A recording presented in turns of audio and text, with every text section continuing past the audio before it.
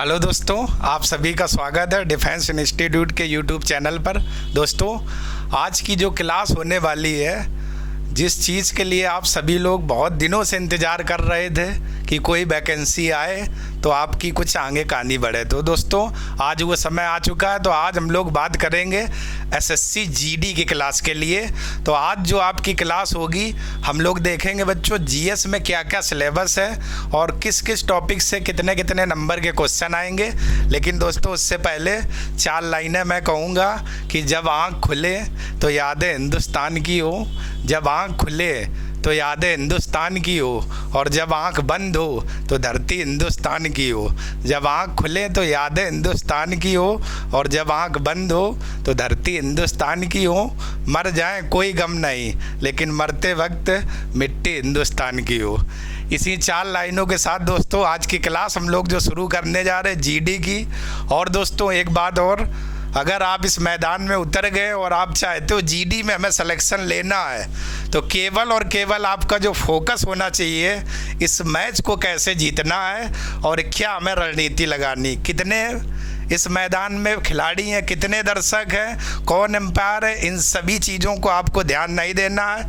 आपका सीधा और सीधा फोकस इस मैच को हमें कैसे जीतना है और ये एग्ज़ाम कैसे निकालना है। तो चलिए दोस्तों, इसी के साथ में हम लोग जानते हैं जीएस का सिलेबस क्या क्या रहेगा और किन किन टॉपिक से आपके क्वेश्चन आने वाले। तो दोस्तों हम लोग बात करते हैं एसएससी जीडी में। तो बच्चों ये कुछ सब्जेक्ट लिखे हुए हैं। तो सबसे पहले हम लोग बात करते हैं केमिस्ट्री को लेकर के, ये देखिएगा।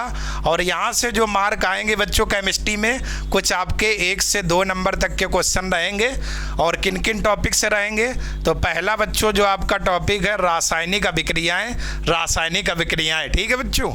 इसके बाद हम लोग बात करें परमाणु संरचना, यानी परमाणु किसे कहते हैं, अणु किसे कहते हैं, परमाणु के केंद्र में क्या क्या चीज़ें होती हैं, इन सभी बिंदुओं पर हम लोग चर्चा करेंगे। इसके बाद सबसे अच्छा जो बच्चों टॉपिक है आवर्त सारणी, और ये बच्चों आपने टॉपिक पढ़ा भी होगा बहुत ज़बरदस्त तरीके से हाई स्कूल फर्स्ट ईयर और इंटर में, इन सभी टॉपिकों को। इसके बाद बच्चों अगला जो टॉपिक है धातु और अधातुएँ। तो बच्चों आपने 8 और 9 की क्लास में धातु और धातु में अंतर पढ़ा होगा, यानी कि धातुएं पीटने से क्या टूट जाती हैं या कुछ ऐसी धातुएं होती जो टूटती नहीं है, ये सब बातें पढ़ी होंगी। और आप देख लो वही सब टॉपिक अब आपको कंपटीशन में पढ़ना है बच्चों, ठीक है। इसके बाद बच्चों हम लोग बात करते हैं रेडियो सक्रियता। इसके बाद रासायनिक सूत्र को लेकर के, जैसे नमक हुआ तो NaCl, लाल दवा हुआ सिंदूर का क्या है, ठीक है, खाने वाले सोडे का क्या है, इन सभी फार्मूलों को लेकर के बच्चों हम लोग बात करेंगे। इसके बाद अम्ल और क्षार आपने भी पढ़ा होगा। तो ये जो हमारे टॉपिक है बच्चों, ये आप देख पा रहे हैं केमिस्ट्री के लिए हैं, और ये कितने नंबर से आएंगे, 1 से 2 नंबर के लिए आपके में आएंगे। तो आप लोग अगर चाहते हो कि इसी बार हमें सफलता मिले और सफलता लेना ही है, तो इस क्लास में आप सभी लोग विधिवत बने रहिए। और ये जो टॉपिक आप देख रहे हो ये बच्चों बहुत विधिवत मैं कराऊंगा, ठीक है। इसके बाद हम लोग आते हैं फिजिक्स को लेकर के। इस फिजिक्स में जो क्वेश्चन आएंगे 1 से 2 नंबर के, और आपको पता होगा फिजिक्स में किसी भी कंपटीशन एग्जाम के लिए जो सबसे मोस्ट इम्पॉर्टेंट चैप्टर रहते हैं वो बच्चों आपके 3 रहते हैं। कौन कौन से 3? सबसे पहले मैं उन्हीं पर अंडरलाइन करता हूँ।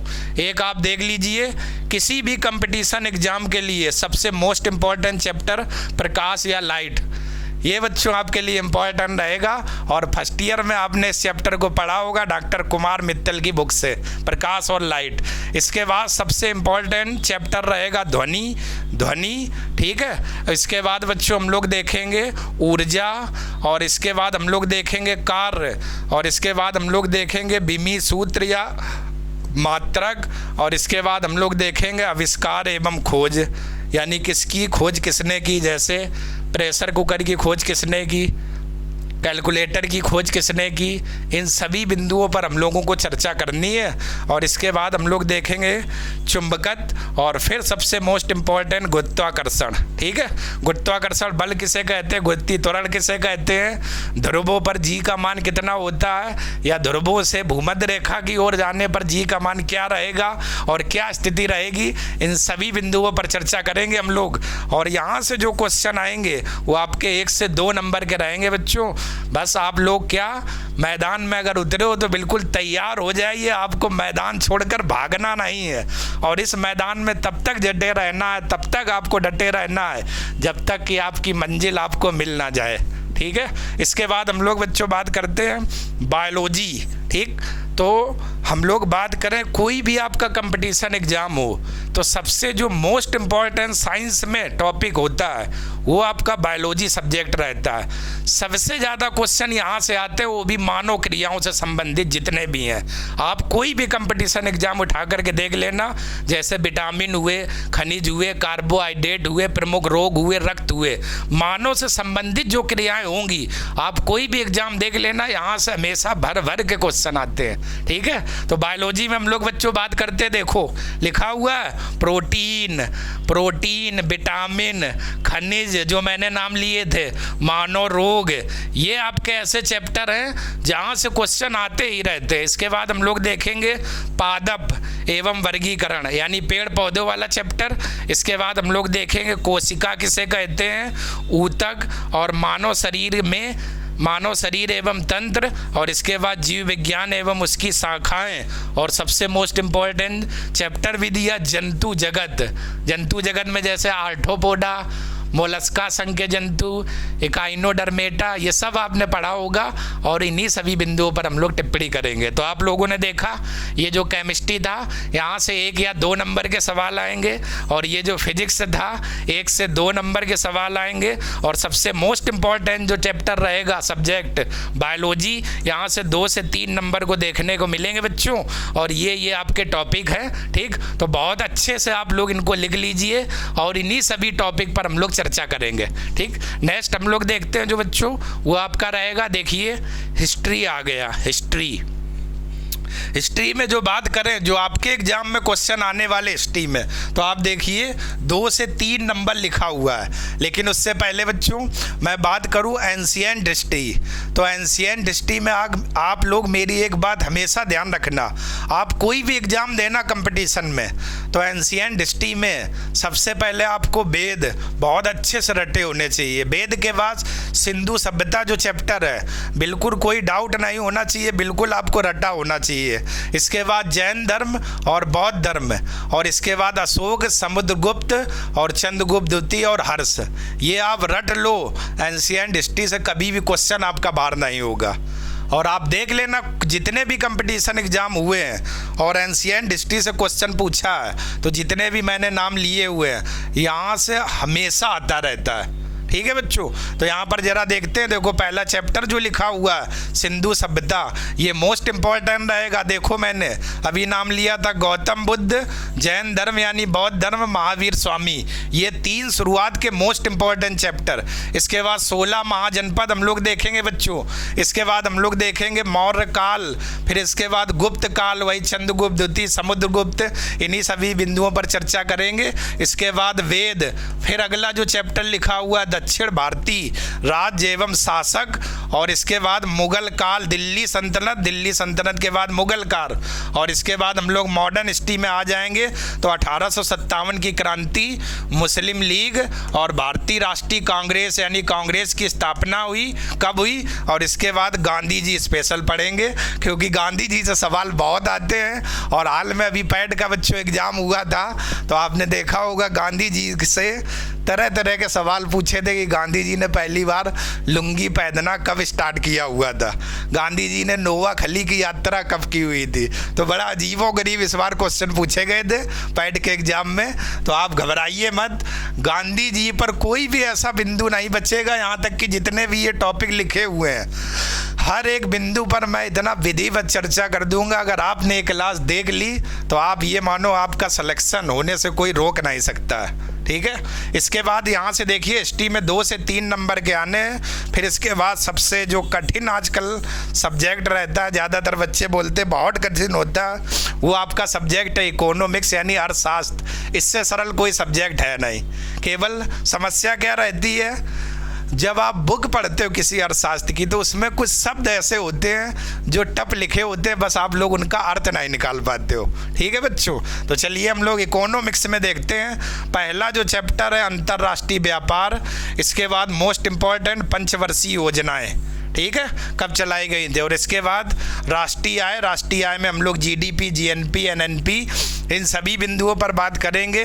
बैंकों का राष्ट्रीयकरण, आर्थिक समितियां एवं मुद्राएं। और यहाँ से देखो कितने नंबर का आना है बच्चों, 3 से लगभग 4 नंबर आपको यहाँ से मिलने हैं। और मैं उम्मीद यही करूँगा कि इस बार का जो जीडी का एग्ज़ाम होगा वो ज़्यादातर क्वेश्चन पंचवर्षीय योजनाएं, राष्ट्रीय आय और बैंकों का राष्ट्रीयकरण यहाँ से आना चाहिए, और यहीं से आपको लगभग सारे क्वेश्चन मिल भी जाना चाहिए। ठीक है बच्चों, तो आप लोग देखते रहिए इन टॉपिकों को। इसके बाद हम लोग बात करते हैं ज्योग्राफी यानी भूगोल, भारत और विश्व का भूगोल। ठीक, भारत और विश्व का भूगोल। यहाँ से बच्चों आप लोग देखिए 3 से 5 नंबर के क्वेश्चन आने हैं एग्जाम में, 3 से लगभग 5 नंबर के। पहला क्वेश्चन दिया मौसम, ठीक है, तो मौसम का मतलब दोस्तों ये है जलवायु की हम लोग बात कर रहे हैं। मतलब मौसम से आप ये ना समझना कि मौसम की तरह बदल तो ना जाओगे। ठीक है, हम लोग यहाँ पर मौसम और जलवायु वाले चैप्टर की बात कर रहे हैं। ठीक है बच्चों, इसके बाद मोस्ट इंपॉर्टेंट चैप्टर कृषि रहेगा। कृषि के बाद अक्षांश एवं देशांतर रेखाएं विश्व भूगोल में। इसके बाद अंतर्राष्ट्रीय सीमाएं, और फिर भारत में आ जाएंगे नदियाँ, पर्वत, पठार। आप देखिए पूरा सिलेबस दे रखा है यहाँ पर, देखिए आप लोग, नदियाँ, पर्वत, पठार, झील और मिट्टियाँ भी दे रखा है। और इसके बाद आप देखिए बांध, जल संधियाँ, जल प्रपात, दर्रे, यहाँ पर बच्चों दर्रे लिखा होगा, परिवहन, जनजातियाँ, जनगणना भी रखी हुई है आप देखिए। और इसके बाद वन रिपोर्ट भी दे रखा है। और इसके बाद सबसे आखिरी चैप्टर राष्ट्रीय उद्यान या नेशनल पार्क या अभ्यारण्य। ठीक है, राष्ट्रीय उद्यान में जैसे काजीरंगा, सरिस्का, रणथंभौर, इंद्रावती, कांधा, ये सब आपने पढ़ा होगा। तो यहाँ से ज्योग्राफी वाला जो चैप्टर आपका रहेगा वो आपके लिए मोस्ट इंपॉर्टेंट रहेगा। 3 से 5 नंबर के यहाँ से क्वेश्चन आएंगे और ये बच्चों टॉपिक रहेंगे। ठीक है, तो आपने देखा हिस्ट्री से 2 या 3 नंबर आने, इकोनॉमिक्स से बात करें 3 से 4, और ज्योग्राफी से बात करें तो 3 से 5 नंबर का। ठीक है बच्चों, इसके बाद हम लोग आगे बात करें तो एक बच्चों सब्जेक्ट और है आपका इसी में से, कला एवं संस्कृति। कला एवं संस्कृति, और कला एवं संस्कृति में जो हम लोग बात करें, आना सभी है बच्चों कला एवं संस्कृति। तो यहाँ से जो आपके लिए इम्पॉर्टेंट टॉपिक रहेंगे, एक तो रहेगा भारत के प्रमुख मंदिर हमें देखने हैं। भारत के प्रमुख मंदिर कहाँ कहाँ पर स्थित हैं और किस मंदिर की क्या विशेषताएं हैं। फिर इसके बाद बच्चों हम लोगों को देखना है शास्त्रीय नृत्य जैसे भरतनाट्यम, कुचिपुड़ी, मोहिनीअट्टम, कथकली, इन सभी पर चर्चा करनी है। शास्त्रीय नृत्य इन सभी पर चर्चा करेंगे। फिर इसके बाद बच्चों हम लोग देखेंगे लोक नृत्य। ठीक है बच्चों, जैसे कालबेलिया हुआ, भांगड़ा हुआ, जो आप लोग शादी विवाह में करते हो, नागिन डांस जिसे बोला जाता है, लोक नृत्य, इन पर चर्चा करेंगे। और इसके बाद सबसे मोस्ट इम्पॉर्टेंट चैप्टर पर्व, मेले, त्योहार, उत्सव, महोत्सव। पर्व, मेले, त्योहार, उत्सव और महोत्सव, इन सभी बिंदुओं पर हम लोग चर्चा करेंगे। उत्सव और महोत्सव ये आप देख लीजिए, आर्ट एंड कल्चर में से ये आपके इतने सवाल आएंगे। और ये जो टॉपिक रहेगा लगभग वही 3 से 4 क्वेश्चन आना चाहिए जो अपना अनुमान है। ठीक है, तो मंदिर हमें देखना है, कुछ शास्त्रीय नृत्य भी देखना है, और इसके बाद बच्चों लोक नृत्य भी देखना है, और इसके बाद हमें देखना है पर्व, मेले, उत्सव और महोत्सव। ये आपका आर्ट एंड कल्चर का सबसे मोस्ट इम्पॉर्टेंट पार्ट है। और कोई भी आपका एग्जाम हो, चाहे SSC हो, GD हो, 10+2 हो, रेलवे हो, कोई भी हो, आप टॉपिक देख लीजिए। अगर आर्ट एंड कल्चर में ये आपके 4 से 5 टॉपिक अगर आपको तैयार है अच्छे से, तो यहाँ से क्वेश्चन बाहर नहीं होगा। अब ये नहीं कि मतलब आपने 2 त्योहार रट लिए, 2 मेले, और फिर आप कहो कि नहीं आपने कहा था बाहर नहीं होगा। तो मेहनत आपको थोड़ी ज़्यादा करनी पड़ेगी बच्चों। इसके बाद एक आखिरी टॉपिक और रहेगा, और वो बच्चों आपका रहेगा, यहाँ पर मैं देखता हूँ स्टैटिक जीके। स्टैटिक जीके वाला पार्ट और देखना होगा स्टैटिक जीके में।